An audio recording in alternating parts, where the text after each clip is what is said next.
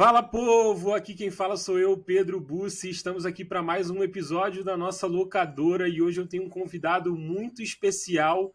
Ele é diretor, roteirista, escritor e se eu fosse listar tudo que ele faz, a gente ficaria uma hora aqui só falando o que esse cara faz. Álvaro Mamute, muito obrigado pela sua presença. Eu estou muito feliz de ter você aqui para a gente conversar um pouco sobre criação de roteiro, como é ser roteirista. Enfim, vai ser um papo mais descontraído, mais leve, mas eu queria que você se apresentasse para a galera, falasse um pouco de você, quem é Álvaro Mamute. Salve, salve Pedro, salve, salve pessoal. Uma honra estar aqui convidado para um podcast com você mais uma vez. É uma honra estar aqui com todos os ouvintes. Eu sou Álvaro Mamute, como o Pedro adiantou, roteirista, diretor, escritor, extremamente pedante, chato demais e faço umas músicas nas horas vagas. Então, cara, escrever e produzir são acho que as minhas grandes paixões, são as coisas que eu mais gosto de fazer e, cara, é um prazerzaço estar aqui, um prazerzaço poder compartilhar esse tempo e falar abobrinhas e coisas relevantes para todo mundo.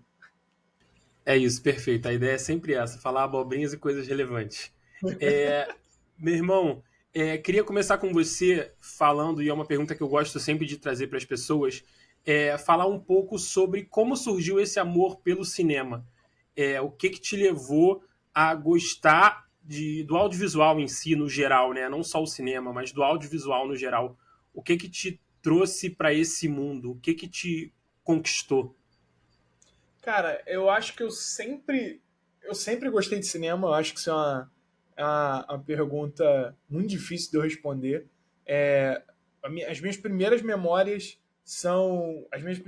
são todas com futebol e cinema, sabe? São tipo, se eu for pensar em qualquer coisa da minha infância, vai me remeter a essas duas coisas que eu acho que são duas pedras fundamentais da minha vida: esporte e cinema. Mas o, as minhas primeiras memórias são vendo Space Jam no cinema, são vendo MIB, Homens de Preto, são vendo Rei Leão milhões e milhões e milhões de vezes em loop, acabar de ver a fita, rebobinar a fita e começar a ver a fita de novo, né? Mas eu acho que quando eu cheguei assim aos 6 7 anos de idade, com 6 7 anos de idade, eu comecei a escrever muito cedo, né? Tipo, eu era uma criança muito curiosa, que enchia muito o saco da minha mãe, perguntava muitos porquês. E aí a minha mãe achou que era uma boa ideia me ensinar a escrever logo pra eu ter com o que me ocupar, sabe? Tipo, aprender a fazer as letrinhas, juntar as palavras e tudo mais. Então, como eu aprendi a escrever muito cedo, com tipo 6 7 anos, já era uma criança que gostava muito de história, gostava muito das histórias de desenho e tal. E às vezes eu ficava frustrado que as histórias dos desenhos não aconteciam do jeito que eu queria que acontecesse. E às vezes eu ficava frustrado que eu não estava na história do desenho. E aí, basicamente, a minha mãe virou para mim e falou: por que você não escreve? E aí eu comecei a escrever fanfic com 6 7 anos de idade e comecei a querer ver aquilo virar um desenho de verdade, sabe? Então eu acho que com 6 7 anos de idade foi meio que quando explodiu esse amor por filme e por audiovisual, que foi quando eu falei, cara, eu preciso aprender a fazer isso, eu preciso aprender a fazer filme. Eu preciso aprender a, tipo, pegar essas historinhas que eu tô aqui escrevendo e transformar elas em filmes, e transformar elas em coisas. E na minha cabeça ignorante isso era uma coisa fácil de fazer, porque eu era criança de 6 7 anos, né? Tudo é fácil. E aí eu tô aí há 24 anos aí, desde esses meus 6 7 anos, meio que trabalhando para fazer essas coisas acontecerem. A gente sempre. É engraçado, né? Porque tem uns filmes que marcam a gente de uma forma que acabam fazendo com que a gente queira entrar naquele mundo de uma maneira surreal, né? Você falou aí Space Jam, MIB, Rei Leão, e são filmes marcantes. Mas teve algum que você falou, cara, esse filme aqui, depois de ver esse filme, eu quero fazer isso, tipo. E aí é uma pergunta no sentido de, tipo assim, como foi o processo de começar de fato também a fazer, porque não é fácil no país que a gente vive, não é tranquilo viver e fazer isso. Como foi esse processo e se teve algum filme que foi um gatilho para, cara, esse filme, depois desse filme eu quero fazer isso, eu quero contar essa história. Cara, eu acho que quando eu era criança, o gatilho do Alvinho para começar a fazer esse negócio foi o Digimon. Engraçado, né? Mas era tipo, cara, era um mundo fantástico, perfeito, assim, na minha cabeça, sabe? Era um negócio que, cara, desbravar um mundo novo com seus amigos e, caralho, e animais incríveis e tudo mais. Esse negócio me mexeu muito comigo, mas o que me fez sentir que eu queria contar histórias, que eu queria, tipo, viver de contar histórias, curiosamente não foi um filme, nem uma série, nem um desenho, foi um jogo de videogame, mas ele usava propriedades intelectuais de filmes e séries, né? Então é o Kingdom Hearts. Quando eu joguei Kingdom Hearts 2, eu acho que a coisa mais importante que aconteceu na minha vida, eu acho que seria ter jogado Kingdom Hearts 2 até hoje, porque o Kingdom Hearts 2 ele me transportou pro mundo do Kingdom Hearts de uma forma que eu não queria parar de jogar, eu não queria ir embora daquilo. E eu falei, cara, eu quero contar histórias que deixam as pessoas assim, sabe? E na minha cabeça, o cinema era mais fácil do que o videogame. Tipo, é mais fácil, na minha cabeça era mais fácil fazer um filme do que fazer um jogo, sabe? E eu tinha N filmes que me deixavam mexido, e tinha N filmes que eu gostava também. E eu falava, cara, se eu fizer um filme bom o suficiente, ele vai ser tão bom quanto Kingdom Hearts, sabe? Tipo, era uma coisa meio assim. Então, curiosamente, o que me botou nesse caminho não foi um filme, mas foi um jogo. E até hoje eu acho que eu não sei, eu acho que não teve nada que eu consumi e que tivesse protagonistas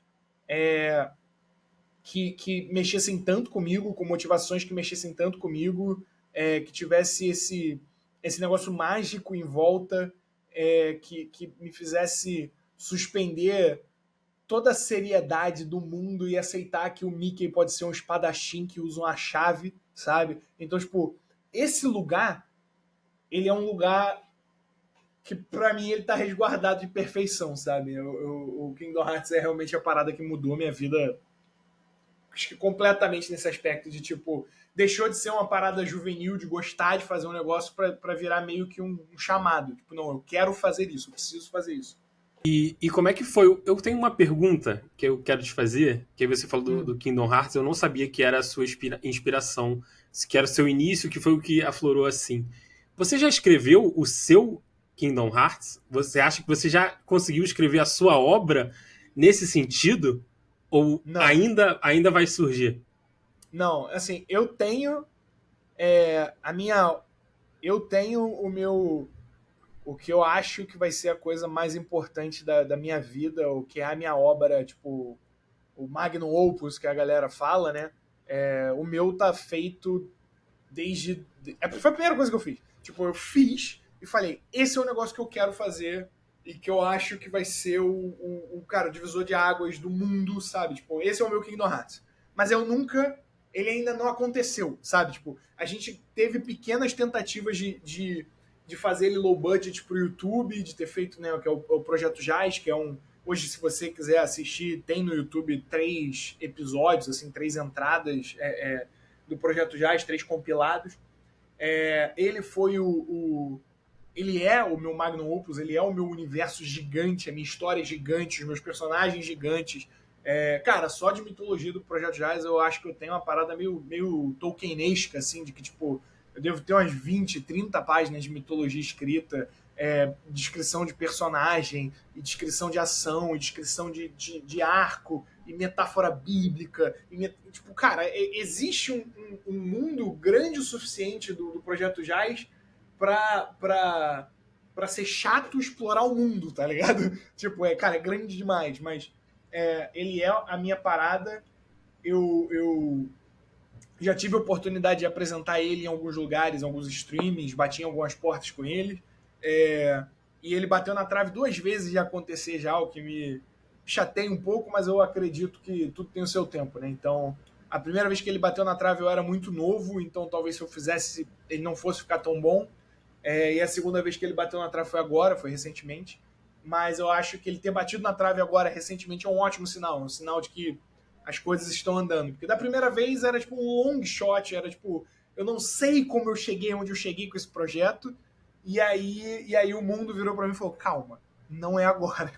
E essa segunda é uma vez que eu já me sinto mais capaz, já sinto que eu tenho o que eu preciso para fazer, mas que ainda é uma coisa muito difícil. E eu ter aberto as primeiras portas, eu ter passado das primeiras provações, é um bom sinal de que tipo, esse projeto pode acontecer. E você falou que você tentou 2 vezes esse projeto, que você considera o seu maior projeto. E como é que você vê o seu amadurecimento hoje como escritor e roteirista? Como é que você vê esse processo?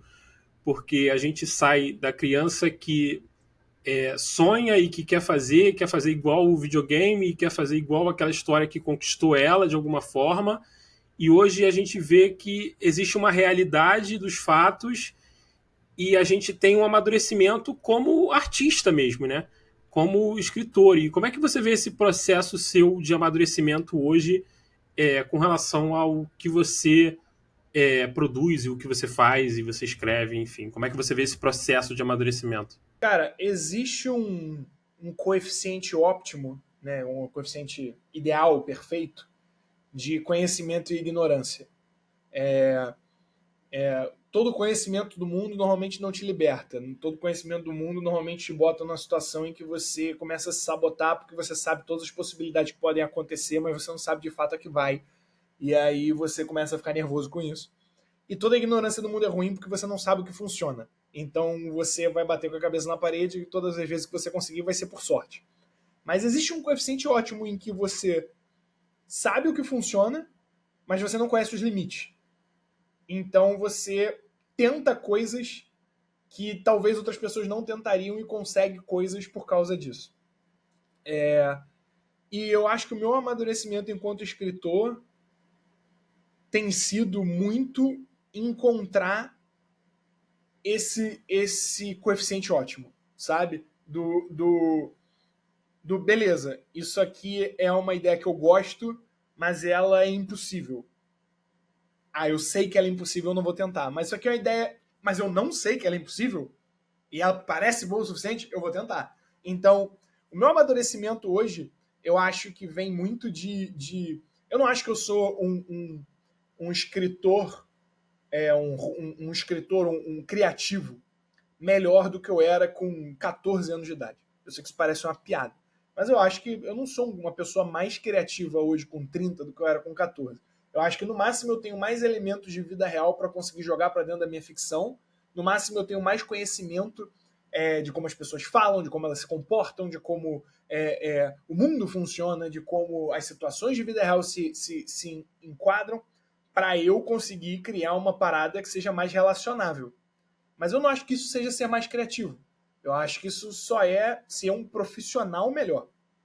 Então, eu acho que eu me afinei enquanto profissional muito por eu ter feito muitas e muitas e muitas e muitas e muitas coisas num período de tempo relativamente pequeno. Dos meus 18 aos meus 20 anos, eu escrevi algo em torno de 30 a 45 roteiros de curta-metragem, no espaço de 2 anos e meio. Eu escrevi 2 anos, foram 2 anos. Eu escrevi entre 30 e 45 roteiros de curta-metragem. E eu fiz isso porque um amigo meu virou para mim, eu virei para um amigo meu e falei que eu queria escrever um filme, eu queria escrever um longa. E ele virou para mim e falou: você só vai conseguir escrever um longa se você já tiver escrito 30 curtas. E aí eu escrevi os 30 curtas de exercício, né, que ele falou, mas 15 curtas que, de fato, eu acabei gravando alguns e fazendo algumas coisas. Cara, eu aprendi mais nesse período de tempo do que eu acho que eu teria aprendido se eu tivesse feito um curso de roteiro ou se eu tivesse feito uma faculdade. Porque eu pude botar coisas no papel e ler e saber, não, isso funciona, isso não funciona. E o fato de eu ter gravado outras coisas me fez saber, não, isso aqui funciona no papel, mas não funciona na tela. Não, isso aqui funciona na tela e no papel tá diferente. Não, isso aqui, porra, funciona muito melhor na tela do que eu esperava. Então, você só vai saber o quão bom você é como roteirista quando as coisas estiverem gravadas. Como escritor, não. Como escritor, você pode escrever o que vale é o impacto do que está escrito. Sabe? Então, a minha evolução veio pela busca desse coeficiente ótimo de ignorância e conhecimento, né? O quanto eu sei versus o quanto eu não sei, para eu continuar tentando fazer as coisas funcionarem. Vem do fato de que, cara, eu treinei feito um jagunço, eu treinei muito. E eu treinei de todas as formas possíveis. Eu escrevi curtas de romance, de ficção. A única coisa que eu não escrevi muito foi terror. Acho que o único gênero que eu não botei o pé do jeito que eu devia é terror. Terror clássico, né? Terror existencial, que a galera fala assim, meta-terror, essa coisa A24 eu fiz também. Eu também escrevi, só não gravei, porque eu tenho vergonha.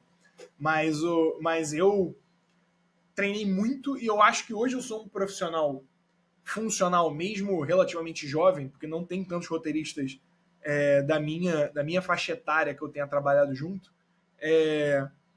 Eu sou um profissional relativamente jovem, funcional e acho que eu posso dizer competente, muito porque eu me botei em situações muito desconfortáveis sozinho. De tipo, eu tenho que produzir, eu tenho que escrever 2 curtas no mês, tenho que escrever 2 curtas numa semana, eu tenho que escrever um curta num dia. Então, eu ter me botado essas situações desconfortáveis e ter respondido a elas me fez evoluir também. Eu acho que o processo de evolução é um pouco você sair do romântico e ir para o prático. Só que você, mais uma vez, coeficiente óptimo, você não pode perder o romântico, porque o romântico é o que te encanta de fazer. Então você tem que conseguir fazer o prático com o máximo de romântico possível para ser funcional e viável. Acho que é basicamente isso que eu tenho tentado fazer esses anos aí. Não, perfeito, e tem feito muito bem, né? E com relação à parte do romântico, a inspiração vem de onde? Porque assim, você escreveu em 2 anos 30, 40 roteiros. E de onde vem essa inspiração para escrever, para botar a parada no papel, para escrever, para tirar o papel em branco? Porque uma das partes mais difíceis quando a gente vai escrever, pelo menos para mim, é ficar olhando para a porra do papel em branco na tua frente e aquele negócio ali piscando e você, cara, o que eu vou escrever? O que eu vou tirar daqui? O que vai sair da minha cabeça? Como é que é esse processo da inspiração assim para você? De onde vem? Tem alguma coisa que sempre te inspira? Como é que funciona isso? Cara, o meu processo criativo muito por eu ter me obrigado a escrever tanto, o meu processo criativo ele é um processo quase que atlético, sabe? Eu tenho a fase de alongamento, eu tenho a fase de aquecimento e eu tenho a fase de performance. Então, tipo, eu normalmente só me proponho a escrever quando eu sei sobre o que eu quero escrever. Então, mesmo quando eu estava fazendo esses exercícios de 30, 40 roteiros, eu não me obrigava, por exemplo, a ser completamente original nas minhas premissas.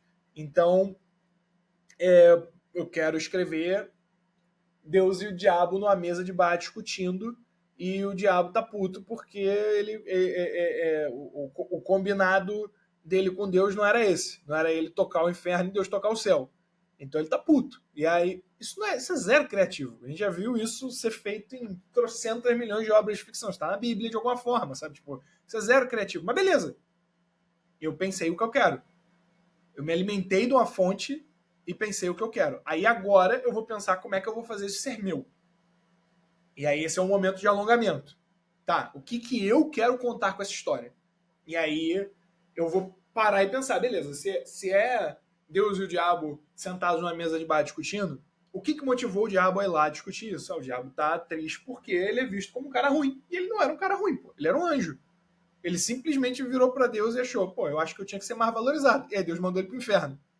E aí Deus mandou ele pro inferno e falou, calma que eu vou te valorizar, porque Deus não é um cara ruim. Esse é o bagulho, Deus não é um cara ruim. Deus não condenou esse maluco aí pro inferno porque Deus é um arrombado. Deus condenou esse cara aí pro inferno que você quer um pouco mais de poder? Eu vou te deixar ser Deus em outro lugar. Vai lá.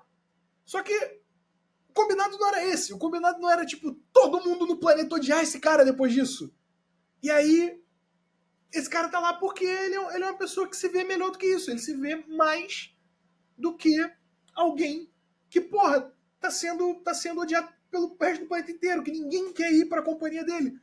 E aí, esse é o cara que tá indo falar com Deus. Beleza, e por outro lado, quem é Deus? Deus é um maluco, gente boa o suficiente pra ter tido uma pessoa que ele criou virar pra ele e falar: eu acho que eu tinha que ter mais poder, e Deus encontrou um nicho pra esse cara. Mas Deus é tipo um pai. Essa é a porra da mitologia toda. Então ele só faz isso porque ele quer ensinar alguma coisa pro diabo. Mas o que ele quer ensinar pro diabo?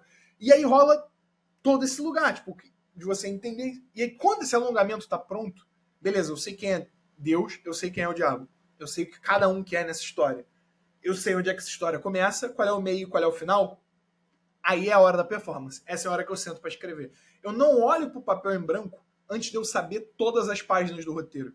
E eu acho que isso é, tipo, isso é muito peculiar meu. Eu acho que a maior parte das pessoas que eu conheço não consegue fazer isso.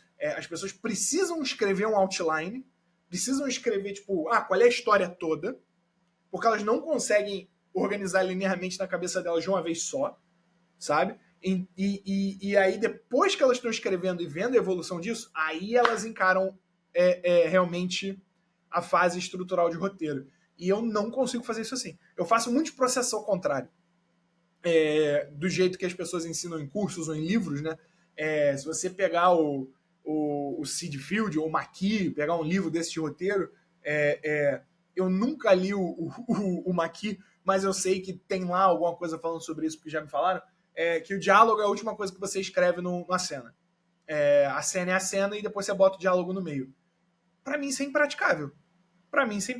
Porque eu conheço as pessoas por como elas falam. Eu não conheço as pessoas por como elas agem.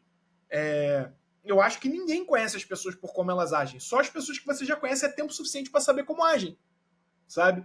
E aí você não conheceu ela pelo jeito que elas agem. Você só reconhece ela pelo jeito que elas agem. Mas uma pessoa falou uma frase para você, pelo sotaque, pelo uso de palavras, pelo tom de voz e pela velocidade com que ela tá falando, você sabe quem ela é. Você, no mínimo, cria um preconceito. Então, eu preciso apresentar meus personagens. Meus personagens se apresentam falando. A primeira coisa que eu sei sobre meus personagens é como eles falam. É aonde eles estão, como eles falam. E aí, quando eu tô fazendo essa parte de alongamento, eu já sei quem eles são. Eu já sei como eles falam. Eu já sei qual é a voz deles. E quando eu não sei, eu não consigo ir para a parte de performance. Eu preciso descobrir isso primeiro. Então, é um pouco contra-intuitivo o meu jeito de escrever, eu imagino, de realmente pensar na história toda de começo ao fim e aí botar no papel a sinopse, o argumento, o outline, como, o que seja. Eu sei que é um pouco contra-intuitivo isso, mas funciona maravilhosamente para mim. Cara, quando eu escrevo, eu tenho uma fluidez muito grande por causa disso, porque eu sei tudo. Algumas coisas, quando você tá escrevendo, de repente você vê uma oportunidade. Você fala, caralho, eu não tinha pensado nisso quando tava só na minha cabeça. Agora que eu tô lendo, eu vi que eu consigo linkar isso aqui nisso aqui. Beleza. Vai fazendo. Mas o meu processo criativo muitas vezes é muito mecânico. Muitas vezes. Às vezes, ele é um processo espontâneo. E aí, quando ele é um processo espontâneo, são as melhores coisas que eu faço, sabe? Quando é tipo, cara, eu tô... Justamente por eu ter gerado um processo mecânico tão fortemente na minha cabeça, quando uma ideia espontânea vem, eu sei exatamente pra onde ela vai, sabe? Então, de repente, teve um dia que eu tava com a minha noiva no shopping.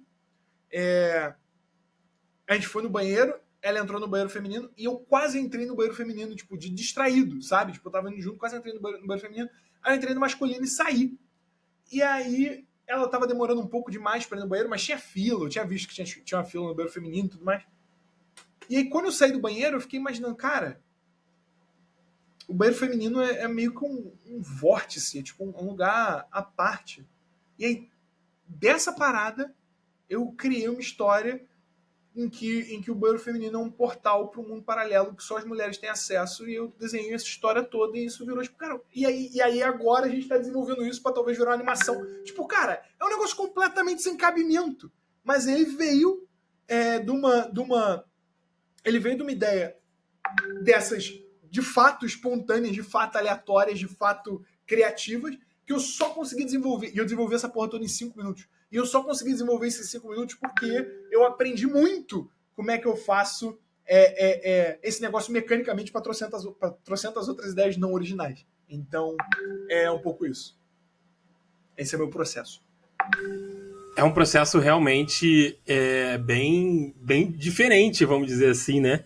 Porque eu realmente acho que a galera tem tudo muito, muito certinho, né? A parte da pesquisa, a parte do desenvolvimento, de botar a escrita em prática de fato. Então, realmente, é bem diferente. Eu não sabia que seu processo era dessa maneira e realmente deve ser muito. Eu fiquei. Realmente deve ser muito confuso, assim, né? Tipo, assim, é uma coisa que só você, no seu processo, na sua maneira, entende. E eu acho que se tá funcionando, quem somos nós para mudar e para mexer, né?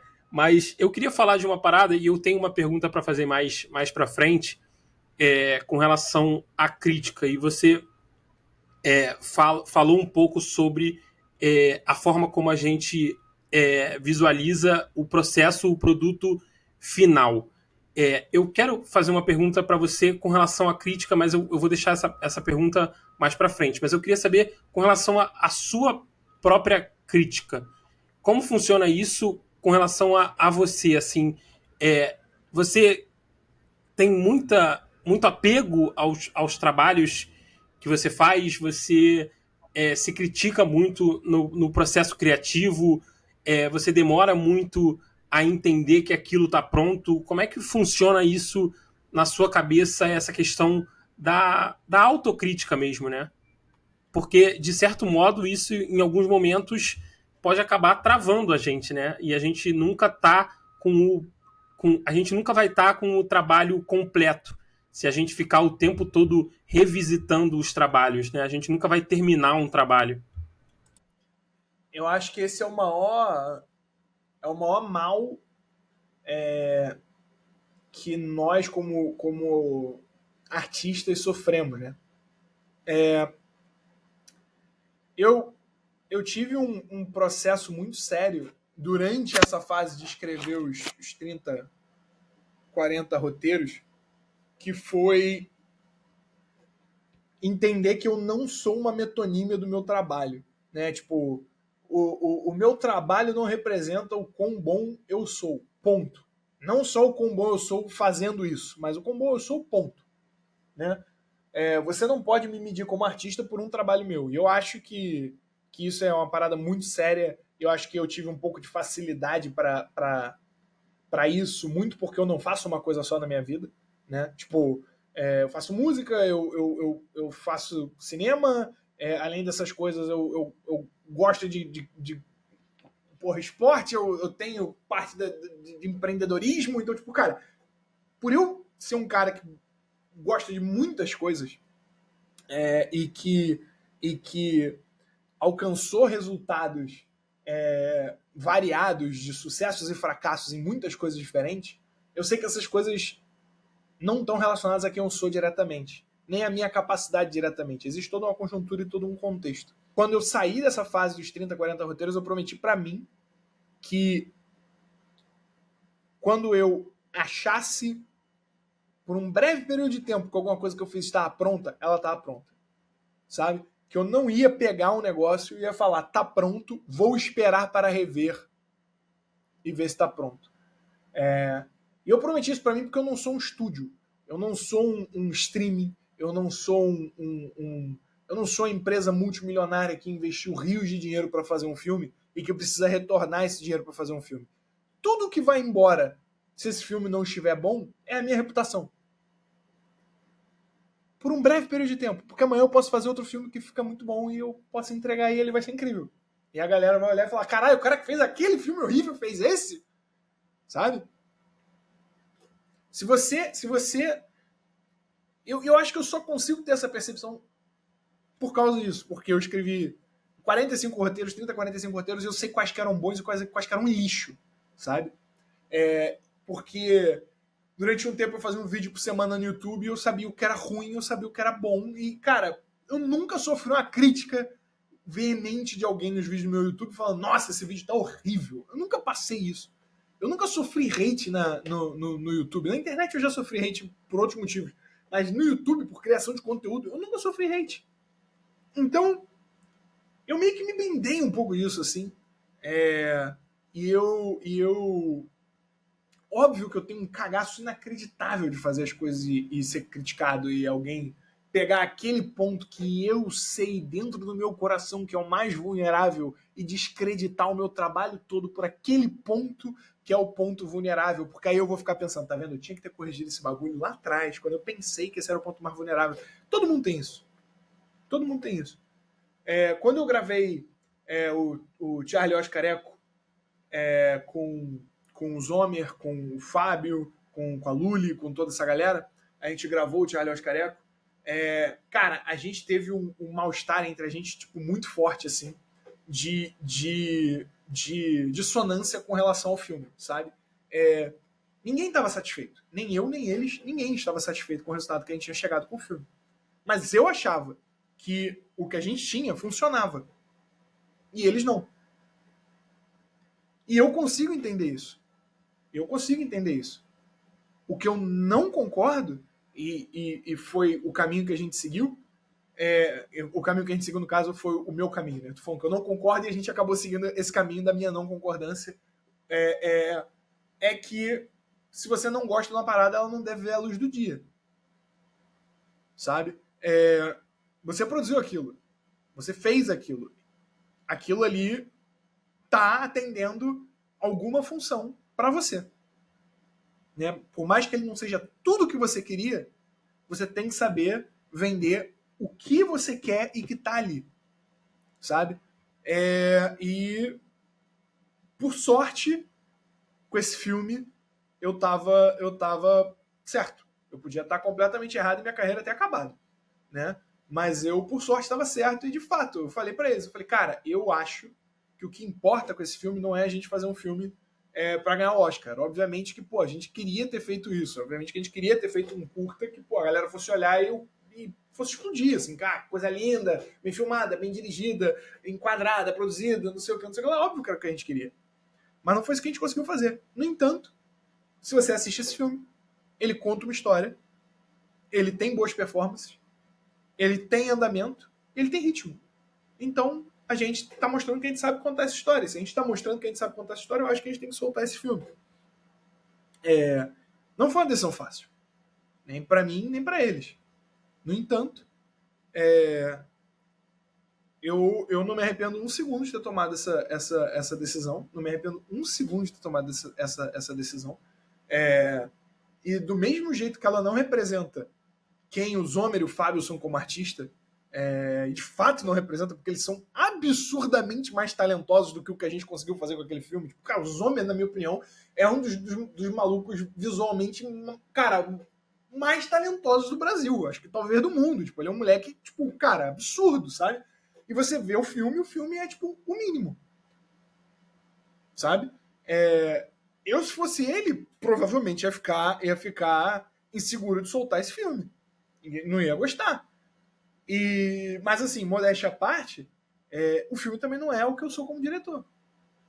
Sabe? Tipo, ele também não representa o que eu sou como diretor. A gente cortou, acho que 18 enquadramentos. A gente teve 18 planos que a gente não fez no filme.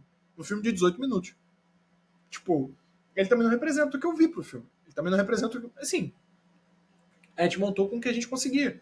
Então, eu tava ali botando no meu jargão favorito, estava ali botando a minha bunda na janela, e podia ter dado muito errado, mas eu acho que ninguém vai a lugar nenhum sem botar a bunda na janela, sabe? Se você não correr o risco de que o que você fez pode não ser tão bom quanto você acha, ou quanto você gostaria que fosse, você não vai a lugar nenhum, porque no final vai ter alguém muito menos talentoso que você, o que você considera muito menos talentoso do que você, né? Que é muito pior.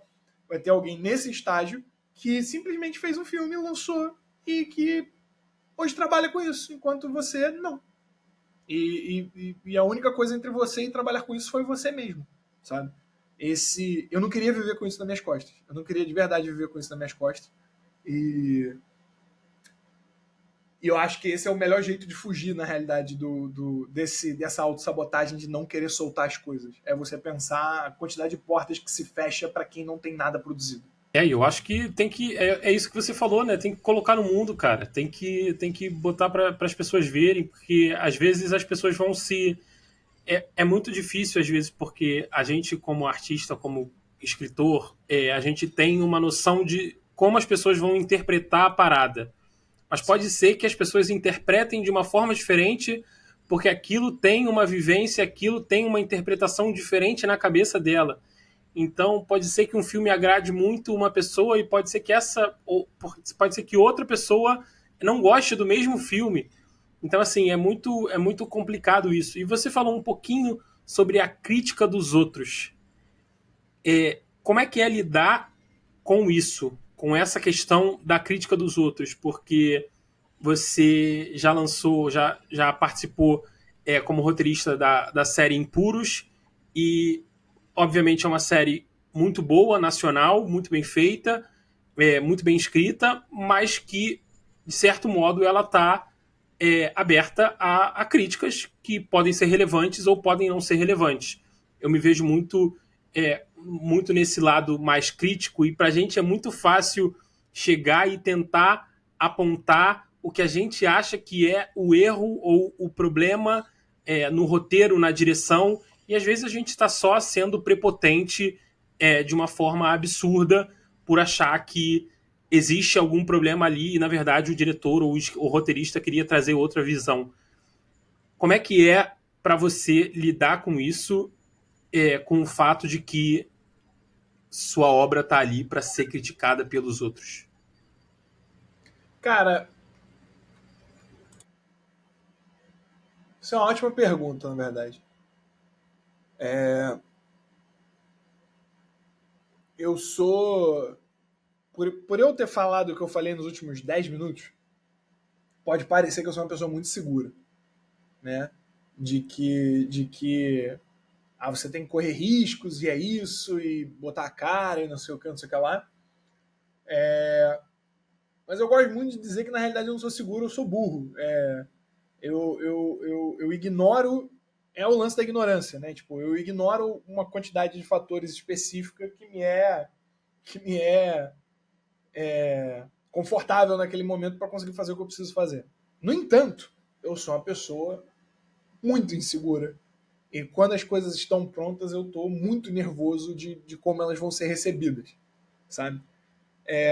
Eu li uma crítica negativa, muito negativa uma vez, a uma parada que eu fiz. Mas o crítico foi, cara, tão profissional fazendo a crítica que ela não me machucou em um centavo, em um dedo, sabe? O cara fez uma crítica perfeita, pertinente, sobre um produto que a gente fez, uma websérie que a gente fez, um produto que a gente fez pra internet. E, cara, tudo que o cara falou que era problemático mesmo. Não tem o que fazer. Era isso. E ele falou num tom de explicar e de tudo mais. E, cara, não me machucou um dedo ler essa crítica. O que eu acho que o que me deixa desconfortável e o que me deixa mal é quando a galera se imbui de uma noção que não tem para falar com autoridade de uma coisa que não domina. E aí, e aí você se toca que o que te dói não é o fato de que as pessoas não gostam do que você está fazendo. O que te dói é que você errou para quem você estava fazendo aquilo, sabe? Você achava que você estava fazendo aquilo para um grupo de pessoas, para um tipo de audiência, e não era isso. Você errou e você devia ter feito essa porra de outro jeito, porque quem estava vendo era outro tipo de audiência, outro tipo de pessoa. E isso me dói em dois lugares, no ego e no profissional. Me dói no ego porque eu fico pensando que eu não sou tão bom assim de identificar minha audiência, e me dói no profissional porque eu não ser bom de identificar minha audiência significa que eu vou conseguir menos trabalhos. E aí isso me deixa mal. Então, a crítica negativa é uma coisa que todo mundo que eu trabalhei até agora e eu conversei sobre isso, ninguém lê crítica negativa. Ninguém. Todo mundo foge, sabe? Todo mundo foge. Um dos diretores que eu trabalhei junto falou para mim de uma vez que ele deu uma entrevista para um crítico de um site, né? Não é um site famoso até hoje, era um site muito famoso 10 anos atrás. E ele deu uma entrevista para esse site, para um crítico. E o crítico, cara, foi super solícito, super gente boa, tratou ele super bem e tal. Fez várias perguntas hiper pertinentes sobre o filme. E aí, quando ele foi ler a crítica do filme, o cara tava destruindo o filme dele. Destruindo o posicionamento dele em frente ao filme. E ele falou, nunca mais eu li uma crítica negativa na minha vida. Eu só leio as positivas. E eu falei, cara, eu sei que isso é uma forma meio... Pode parecer meio... inocente ou infantil de levar a vida. Mas, cara, às vezes você não precisa se fazer esse mal de ler uma crítica negativa de alguém que talvez não esteja armado o suficiente de informação e de contexto para criticar o seu trabalho, sabe? A maior parte das pessoas, e quando eu digo a maior parte das pessoas, cara, a esmagadora maioria das pessoas não faz ideia do que é produzir um filme. Não faz ideia do que é produzir uma série. Não tem noção da quantidade de partes se movendo e de coisas que podem dar errado e do tamanho dessas coisas que podem dar errado, cara, a cada segundo, a cada milímetro. Ninguém faz ideia disso. Então, você sentar e falar, essa cena saiu sem o impacto que ela deveria ter e não sei o que, não sei o que lá. Cara, se você está resumindo a visão diretorial inteira a uma cena que não saiu com o impacto que ela deveria ter tido, talvez o problema seja você, sabe? Talvez o problema seja sua falta de contexto e analisar todas as coisas que estão em volta dessa cena, não só dramaturgicamente, narrativamente, não só diegeticamente, mas o que representa produzir uma cena. A quantidade de coisa que pode dar errado nesse dia. Essa cena ficou mais ou menos, não sei o que. Cara, o ator teve uma crise alérgica, tava com 4 loratadina na cabeça e teve que interpretar essa cena porque a gente não tinha como regravar outro dia. E aí? Essa cena é ruim mesmo? Ou ela é a única cena que poderia ter sido feita e a gente tem que viver com o fato de que é ela? Sabe? É um lugar muito cruel. Você tem as duas vertentes de raciocínio. Alguém vai virar e falar, azar o seu. E essa pessoa tá errada? Eu não sei. Entendeu? Tenho muita dificuldade para lidar com a crítica negativa, mas por sorte não é uma coisa que eu sofri muito até hoje. Eu nunca sofri muito com crítica negativa, pontualmente, e as vezes que eu sofri com isso pontualmente foram muito pertinentes. Então eu não tenho do que reclamar.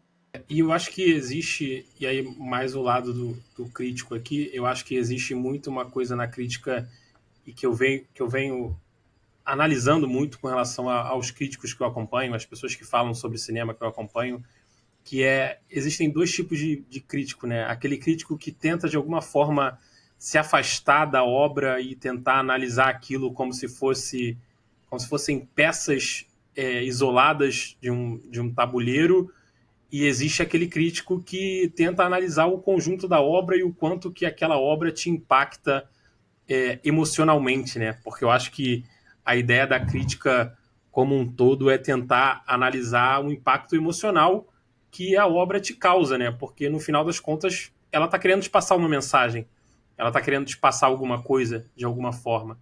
Então eu acho que existe um pouco essa diferença, e eu acho que existem críticos diferentes e tem críticos que a gente tem que dar uma certa moral e tem outros que a gente tem que realmente nem ler porque não vale a pena mesmo. Eu falei de Impuros e eu queria saber como é que foi o processo de Impuros, como é que foi esse processo de escrita, de participação, como é que foi essa questão para você?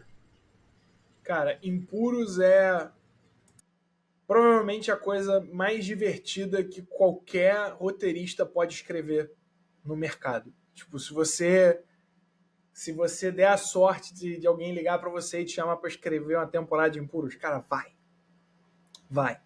Porque É uma coisa que, enquanto carioca, eu tenho um contato e uma noção que eu não gostaria de ter de crime organizado no Rio de Janeiro.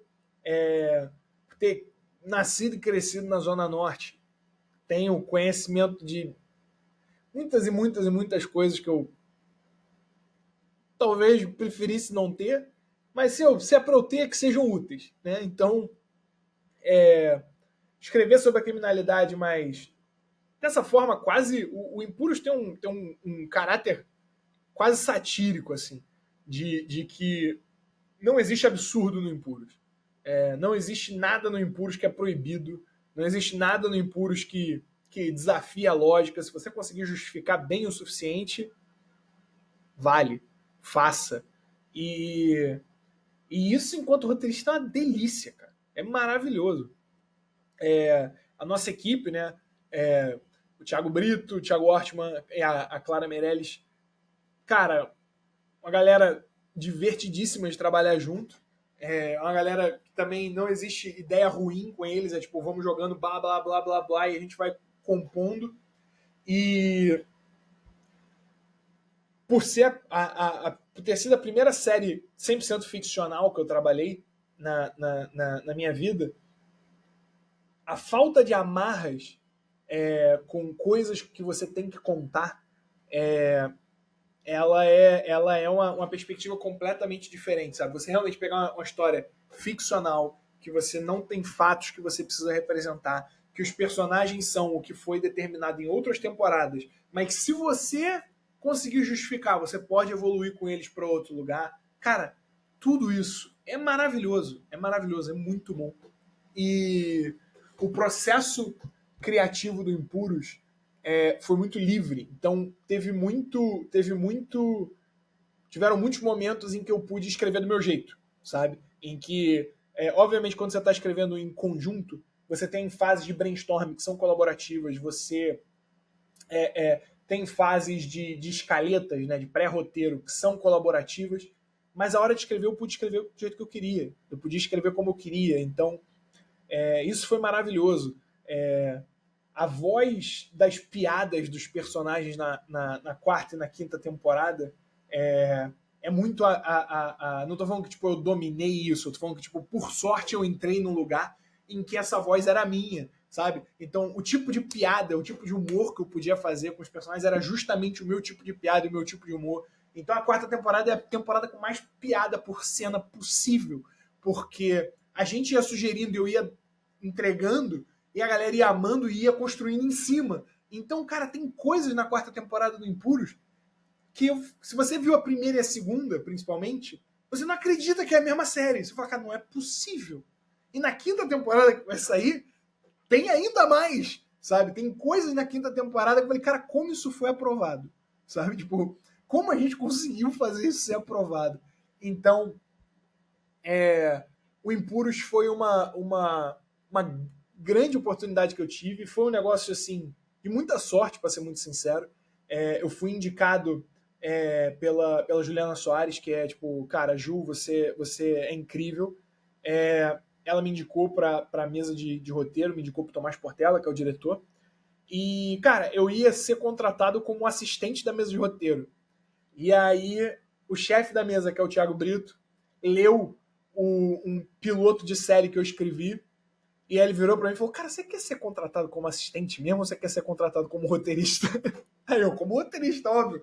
Ele, então, não deve ter dinheiro pra te pagar como roteirista na primeira temporada, mas eu vou te indicar aqui e aí você se vira lá com a produção. Eu falei, não, tá ótimo, me indica e vambora.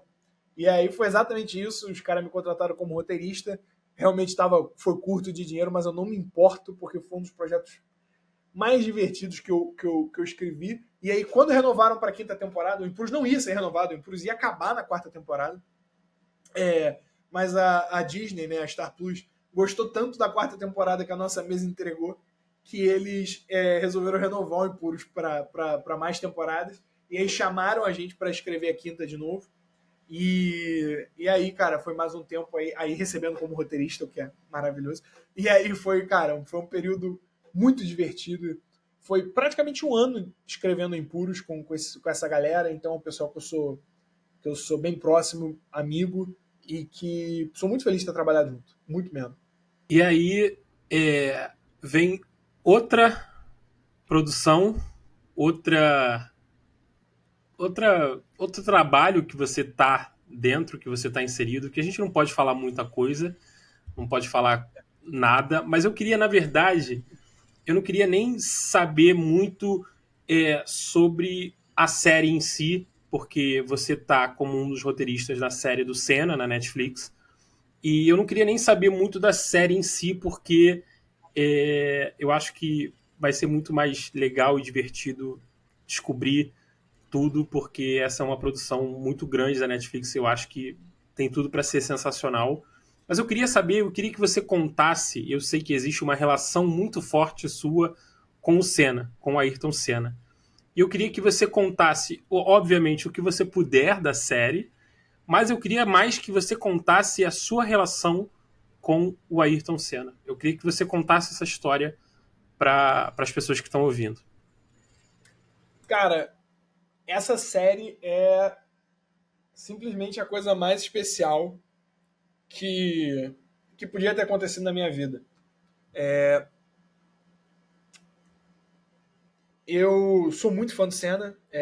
Eu nasci dia 21 de março de 94, que foi o último aniversário do Senna. Né? Nós nascemos no mesmo dia e eu nasci, infelizmente, no último ano de vida do Senna, nos últimos meses. Então eu não vi o Senna correr ao vivo, mas eu sou fanático por Fórmula 1. Sempre fui fanático por esporte em geral, mas eu sou completamente fanático por Fórmula 1. E meu tio era muito fã do Ayrton Senna. Muito fã, muito fã. E meu tio me passou essa coisa de ser fã do Senna.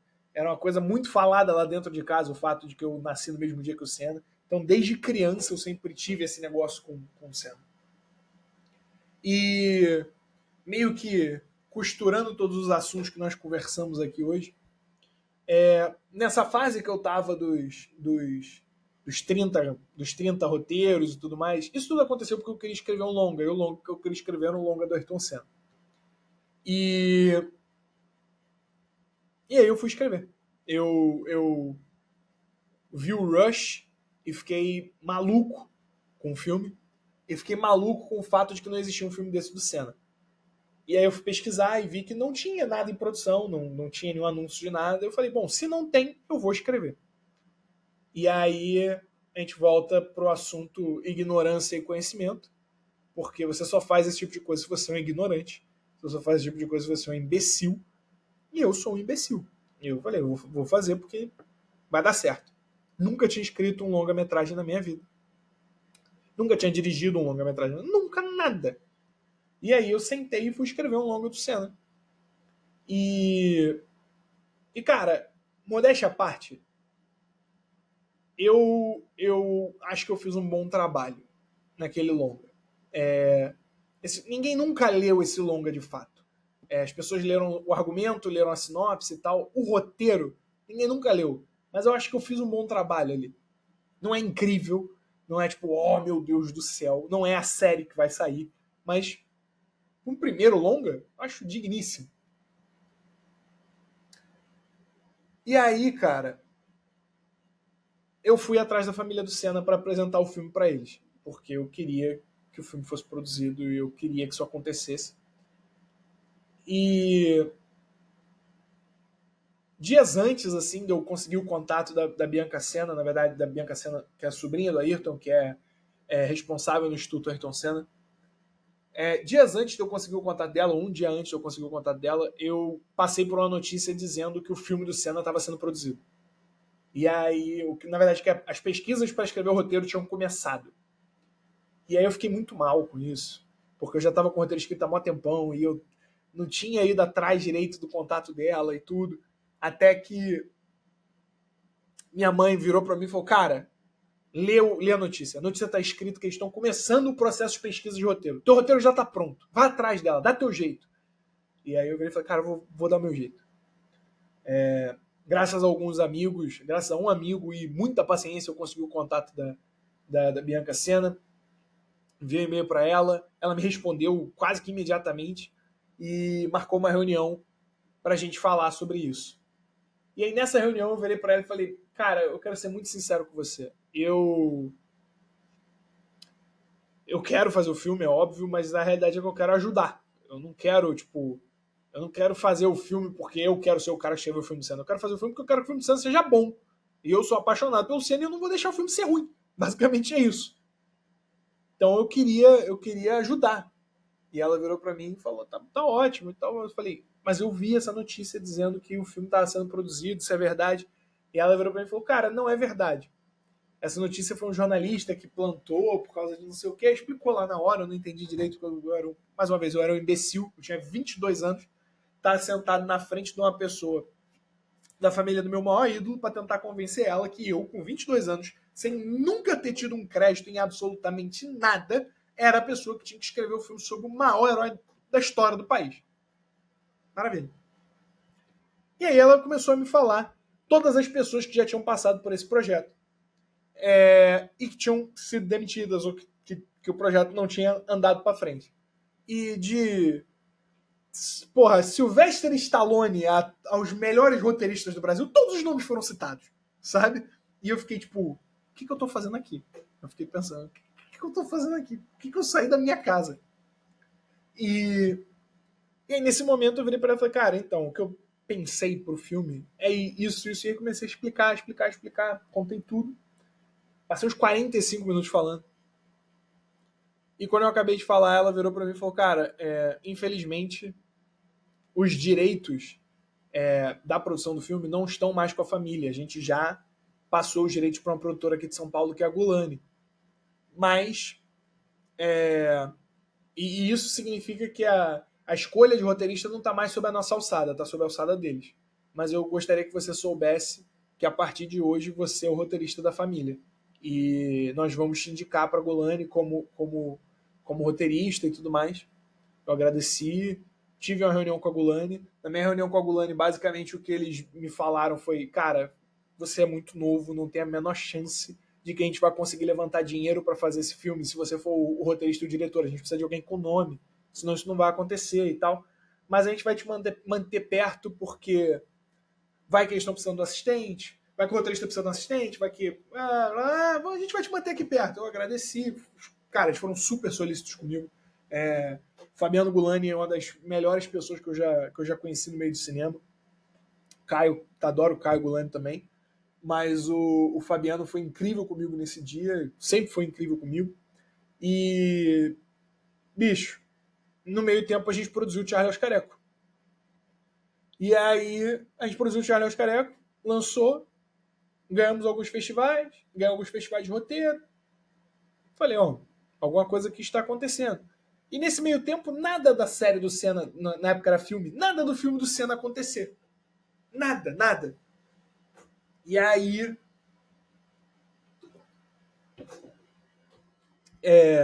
eu enviei o Charlie aos Careco, falei que tinha ganhado prêmios e tudo mais.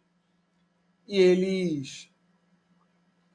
Perguntei para eles em que pé que tava o filme, e eles me falaram que o filme tava virando uma série e que eles estavam montando a mesa de roteiro e que, eles queriam marcar uma entrevista minha com o chefe da mesa de roteiro para ver se eu podia entrar como assistente. A entrevista aconteceu e eu fui contratado. E isso foi em janeiro de 2019. Dezembro de 2018, janeiro de 2019. Ou seja, faz 5 anos que isso aconteceu. Esse projeto, ele é importante para mim porque o Senna é o meu maior herói. Como eu disse, quando eu era criança, meu tio sempre me fez gostar do Ayrton, sempre me fez gostar do Senna. E cara, eu fiquei fascinado pelo Ayrton, pelo discurso do Ayrton, pelo posicionamento dele, por como ele se comportava, pelo que ele representava. E eu sempre levei muito a sério esse lance do se você for fazer alguma coisa, faça bem feito, faça com muito amor, faça com muito cuidado, muita dedicação, porque uma hora você chega lá, uma hora você consegue. Eu sempre acreditei muito nisso e eu acho que essa é a grande mensagem do Senna, que não era uma pessoa ignorante dos privilégios que ele tinha na vida. Ele não era um cara que falava isso ignorando que ele era uma pessoa muito privilegiada. Ele começa esse discurso falando: eu sei que eu sou uma pessoa muito privilegiada. Eu sei que eu venho de um lugar de muito privilégio. E dentro da lógica dele, dentro da cabeça dele, dentro das ações dele, ele fez tudo o que ele acreditava que ele podia fazer para dar mais oportunidade para outras pessoas, para que esses privilégios não fossem só dele. E eu me vejo muito nesse caminho, sabe? Não que eu ache que eu sou o Senna, eu não estou falando isso. Eu estou falando que eu me vejo muito buscando esse caminho, querendo estar nesse caminho, querendo ser uma pessoa privilegiada, que alcançou os lugares que se propôs a alcançar e que quer entregar isso de volta para outras pessoas, quer entregar oportunidades para que outras pessoas consigam chegar nesses lugares também, quer quebrar as barreiras que impedem que mais pessoas cheguem nesses lugares. Então, em 2019, quando eu consegui esse trabalho, para mim foi uma das coisas mais incríveis que aconteceu na minha vida, foi um dos dias mais felizes da minha vida. E, modéstia à parte, mais uma vez, cara, eu entendo muito de Fórmula 1 e eu conheço muito da vida do Senna e eu conheço muito da carreira do Senna. E por eu conhecer muito dessas coisas, em muitos momentos eu adiantei ou facilitei a pesquisa e o trabalho da nossa mesa de roteiro de uma forma muito forte. E de assistente de roteiro eu fui promovido para colaborador de roteiro, e de colaborador de roteiro eu fui promovido a roteirista, e de roteirista eu fui promovido a roteirista e script editor, né, eu responsável por acompanhar as filmagens no set, garantir a dramaturgia da série no set e fazer mudanças de última hora, essas coisas. E, cara, eu sou muito grato por isso. Foi um processo de 5 anos, que ainda não acabou, porque a gente está em pós-produção e eu ainda estou prestando algumas consultorias na pós-produção. Então, é um processo aí de 5 anos e 2 meses agora que eu estou imerso. Tiveram vários altos e baixos, equipes que vieram e foram, e eu tive a sorte de ser o elo que ficou. Né? De 2019 até agora, nenhum roteirista além de mim foi mantido, e eu acho que nenhum criativo de nenhum outro setor foi mantido tanto tempo. Sou eu e os produtores, as pessoas que estão há tanto tempo no projeto. Então, eu sou muito grato por isso, e eu tenho a esperança de que esse projeto seja muito bem recebido e que ele faça jus ao que eu entendo que é o Ayrton Senna e o que o Senna representa. Eu espero muito que esse projeto faça jus à capacidade de alcançar coisas do povo brasileiro, do brasileiro em geral, e o entendimento de que a baixa autoestima nacional que a gente vive hoje, ela é fruto de uma visão deturpada de nós mesmos, da nossa incapacidade enquanto coletivo de chegar em coisas. E eu acho que o Senna representa o contrário disso. Eu acho que o Senna representa uma crença indestrutível em si mesmo, e por crer-se em si de forma indestrutível, você automaticamente crê no coletivo. Porque se você acredita que você pode, você acredita que as outras pessoas podem também. E isso é uma representação poderosíssima de inconsciente coletivo que a gente sente muita falta no Brasil hoje. A gente não tem isso no Brasil hoje. A gente não tem a sensação de que a gente, enquanto povo, é alguma coisa. A gente hoje uma facção, no caso, 2 facções, separadas pela a antítese de essência. Então a gente não se define pelo que a gente é, a gente se define pelo que a gente não é. E isso é uma coisa que, no fundo do meu coração, é o que eu gostaria que essa série trouxesse. Autoconfiança, autoestima. E autoestima individual se convertendo em autoestima coletiva e a gente entendendo que não é que a gente não pode as coisas, ou a gente não consegue as coisas, ou a gente é pior no panorama mundial porque fulano é de um jeito ou Beltrano é de um jeito. A gente é isso porque a gente foi condicionado a acreditar que a gente não podia ser mais do que isso. E a gente acreditou. E raros são os momentos da nossa história em que a gente conseguiu abraçar o contrário, abraçar essa autoconfiança e viver ela. E os anos do Senna foram isso. Os anos do Senna foram anos em que a gente via um cara ganhar todo dia, levantar a bandeira brasileira no lugar mais alto do pódio e dizer que ele fazia isso porque ele era brasileiro. Que ele conseguia porque ele não desistia. E o lema que foi levado para a Copa de 2002 em diante, toda a história do Ronaldo Fenômeno, do joelho dele estourado, de eu sou brasileiro e não desisto nunca, toda essa coisa, ela é um espírito coletivo que ela foi criada quando, em 1986, depois do Brasil ter sido eliminado da Copa do Mundo, a geração mais incrível da história do futebol brasileiro desde a década de 70, ter sido eliminada de mais uma Copa do Mundo, no dia seguinte, o Senna ganha uma corrida em Detroit em que ele estava em 8º lugar, ele ganha uma corrida, para numa curva aleatória, porque este super-humano bizarro, enquanto estava correndo de Fórmula 1 a 300 km por hora, viu do lado de fora da pista um casal balançando uma bandeira brasileira, e aí ele sabia que quando ele ganhasse a corrida ele queria parar ali para pedir aquela bandeira, e aí ele pede a bandeira e dá uma volta no circuito levantando a bandeira brasileira para representar que aquela vitória era a vitória do Brasil. E isso representa a sensação de que a gente não desiste nunca. E isso vira, durante 16 anos, esse espírito coletivo que morreu em algum momento. E eu gostaria muito que alguma coisa desse gênero voltasse. E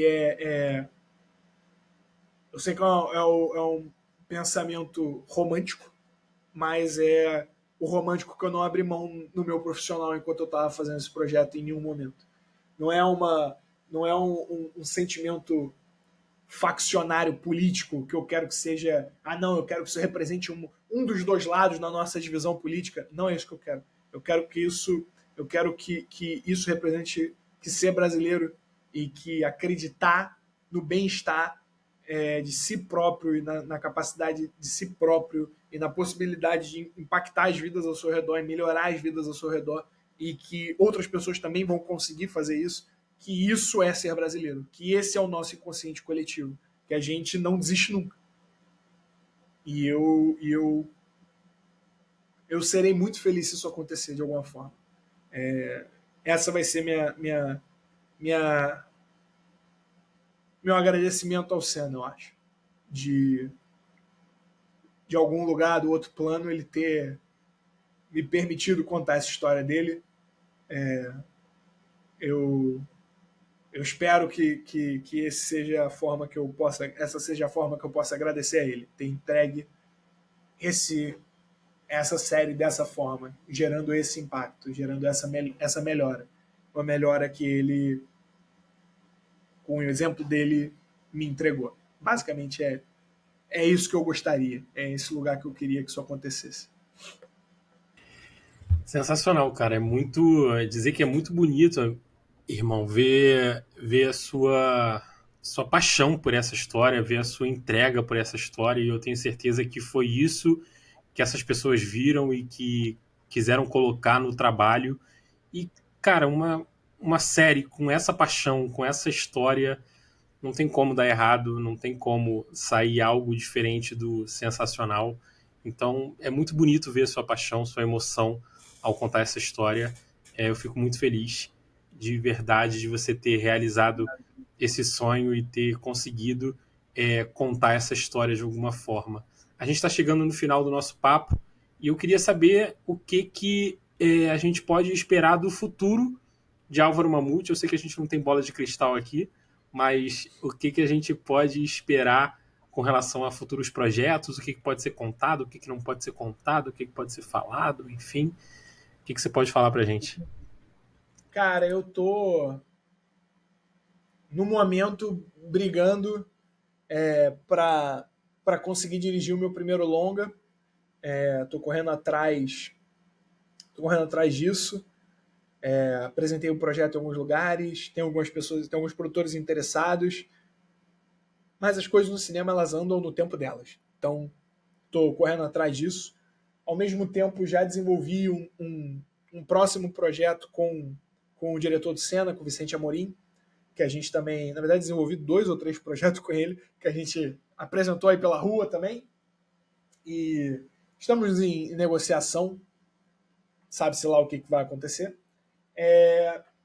Mas a coisa mais palpável e mais reta e direta que eu tenho acontecendo agora é uma graphic novel que eu estou escrevendo. Na realidade, eu estou escrevendo 2 graphic novels, colaborando com 2 artistas que eu sou muito fã. Um é o Gabi, Seto Gabi, e o outro é o Diogo. O Instagram do Diogo é Santo Desatino. Vocês podem pesquisar ele lá. E eu tô escrevendo 2 graphic novels agora, completamente diferentes uma da outra, mas são 2 histórias que eu gosto muito e que eu queria tirar do papel, e eu estou desenvolvendo com eles. E eu acho que... Eu não sei se elas vão ficar prontas ainda esse ano, porque elas estão num momento bem no começo ainda, mas eu acho que para 2025 vai ser o projeto que eu vou ter para mostrar para quem quer ver os meus próximos passos. Então, 2 graphic novels, uma sci-fi, é um thriller policial sci-fi, e a outra é um thriller também, mas ele é um thriller político na década de 50.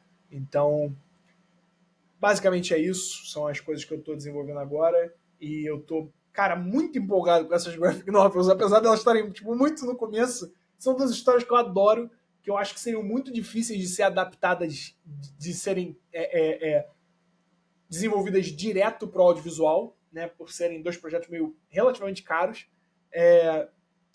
Mas eu vejo elas funcionando em graphic novel, e eu acho que se elas funcionarem em graphic novel, tem uma chance relativamente grande da gente ver tudo isso acontecer nas telas depois. É isso, perfeito.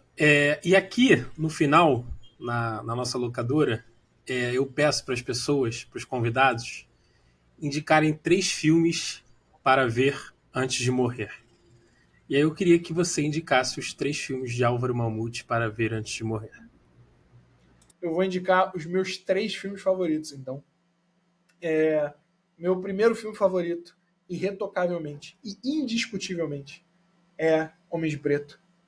Eu sei que isso parece uma piada para muita gente, mas o Homem de Preto, para mim, ele é o filme pop perfeito. Ele é um filme pop na medida certa, ele é pop sem ser diluído, e ele é profundo sem ser piegas. Eu gosto demais dele. Meu diálogo favorito no cinema está nesse filme. É uma cena que estão o Jay e o Kay sentados num banco no Battery Park. E você, quando essa cena chegar, você vai saber do que eu tô falando. Essa cena é maravilhosa. Homem de Preto, se você não tiver visto, você tá errado.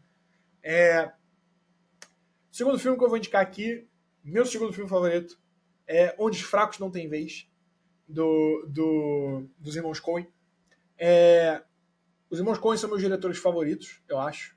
Eu tenho muita dificuldade de marcar quem é meu diretor favorito, mas eu acho que, se você me perguntar, se você pudesse ser algum diretor no cinema, se você pudesse assumir uma filmografia para você, qual filmografia seria? Seria dos irmãos Coen. Porque eu acho que é a filmografia que tem mais a ver comigo. Então, Onde os Fracos Não Têm Vez, que, na minha opinião, é o melhor filme dos irmãos Coen. Eu represento. Eu recomendo imensamente. Imensamente, assim. Esse filme tem uma parada, desculpa estar perdendo tempo falando a mais, mas é porque tem uma coisa que é besta e que eu adoro, que é a ausência de trilha sonora. Que todo mundo fala como se fosse um elemento de pedra fundamental no cinema. Esse filme destrói todas as pedras fundamentais do cinema. Assista. ele é maravilhoso. E por último, mas não menos importante, um dos filmes que eu mais vi na minha vida, que eu não ouvi os programas passados ainda, me desculpe, Pedro, eu tô nesse vacilo, mas eu imagino que alguém já deve ter recomendado ele. Se não tiverem recomendado, eu vou recomendar, que é Pulp Fiction. E é um dos filmes que eu mais vezes vi na minha vida. E cada vez que eu vejo Pulp Fiction, ele é um filme diferente para mim. E isso é uma coisa que poucas peças de arte conseguem garantir para mim. Mas cada vez que eu vejo Pulp Fiction, eu valorizo alguma coisa diferente do Tarantino. E eu valorizo alguma coisa que a galera que passou da curva cult do cinema quer diminuir no Tarantino. E eu consigo ver de novo e entender por que isso teve valor, por que isso funcionou, por que as pessoas amam tanto isso. E Pulp Fiction é um filme, na minha opinião, praticamente irretocável. É maravilhoso. E eu recomendo a todo mundo. Perfeita lista, sensacional. Gostei muito dessa lista. E ninguém tinha indicado Pulp Fiction ainda, tá? Ninguém tinha indicado ainda. É isso. Você foi o primeiro. E como é que as pessoas te acham nas redes sociais? Como é que as pessoas, caso quiserem te procurar, como é que elas te acham? No Instagram, @Álvaro Mamute. No Threads, @Álvaro Mamute. Eu praticamente não uso Threads, mas eu vou lá fuscar a vida dos outros. Então, no Threads é @Álvaro Mamute, no Instagram @Álvaro Mamute, no LinkedIn é Álvaro Mamute, porque a gente é adulto e tem que fingir que se importa com isso. E no Teco Teco é Álvaro Mamute. No Spotify, Álvaro Mamute, pode ouvir minhas músicas aqui. Eu tô nesses lugares aí. Perfeito. Meu irmão, muito obrigado. Foi um papo muito legal. Eu curti muito a nossa troca. Sempre bom ter você aqui participando dos meus projetos comigo. Fico muito feliz, de verdade.